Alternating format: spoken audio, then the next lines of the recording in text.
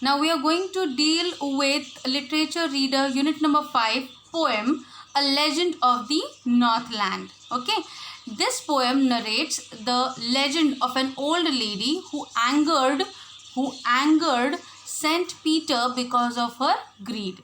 So, A Legend of the Northland, which is composed by Phoebe Cary. Let us deal with the glossary or difficult words in the poem.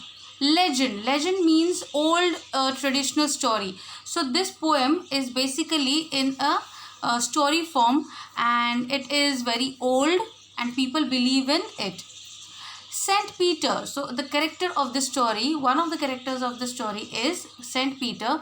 He was an apostle of Christ. Apostle of Christ means like a priest. Okay, he preached the lessons of Christ to the people by moving from one place to another. This was his duty towards Lord Christ. Okay. Provoke. Provoke means to make angry. Purposely to make angry. Provoke. So these are the difficult terms: legend, Saint Peter, and provoke. So as usual, I am going to recite the poem first for you people, and then I'll explain you it by stanza. So, A Legend of the Northland, composed by Phoebe Cary. Away, away in the Northland, where the hours of the day are few, and the nights are so long in winter that they cannot sleep them through, where they harness the swift reindeer to the sledges when it snows, and the children look like bears' cubs in their funny furry clothes. They tell them a curious story. I don't believe it's true, and yet you may learn a lesson if I tell the tale to you. Once, when the good Saint Peter lived in the world below and walked about it preaching, just as he did, he came to the door of a cottage in traveling round the earth, where a little woman was making cakes and baking them on the hearth. And being faint with fasting, for the day was almost done, he asked her from her store of cakes to give him a single one. So she made a very little cake, but as it baking lay, she looked at it and thought it seemed too large to give away. Therefore she needed another and still a smaller one, but it looked, when she turned it over, as large as the first had done. Then she took a tiny scrape of dough and rolled it flat and baked it thin as a wafer, but she couldn't part with that. For she said, my cakes that seem too small when I eat of them myself are yet too large to give away. So she put them on the shelf.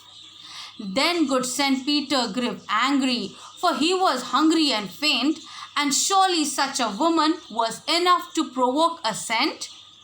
And he said, you are far too selfish to dwell in a human form, to have both food and shelter and fire to keep you warm. Now you shall build as the birds do, and shall get your scanty food by boring all day in the hard dry wood. Then up she went through the chimney, never speaking a word, and out of the top flew a woodpecker, for she was changed to a bird. She had a scarlet cap on her head, and that was left the same, but all the rest of her clothes were burned black as a coal in the flame.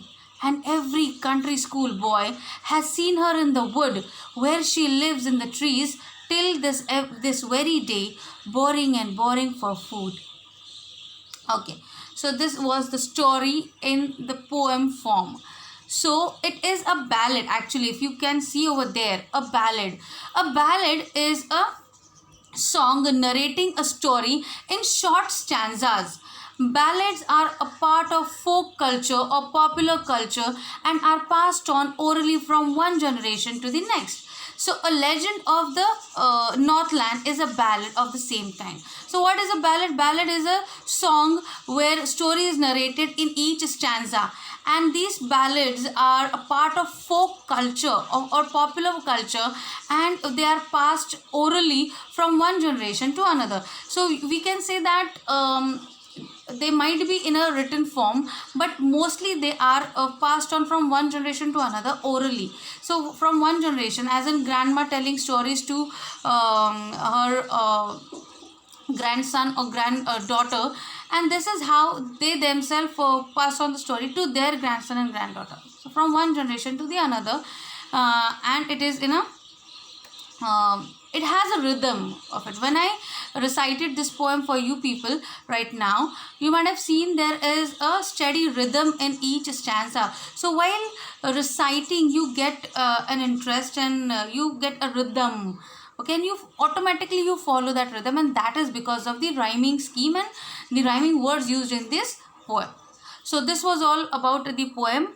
I have recited it for you people. You also recite it once for yourself.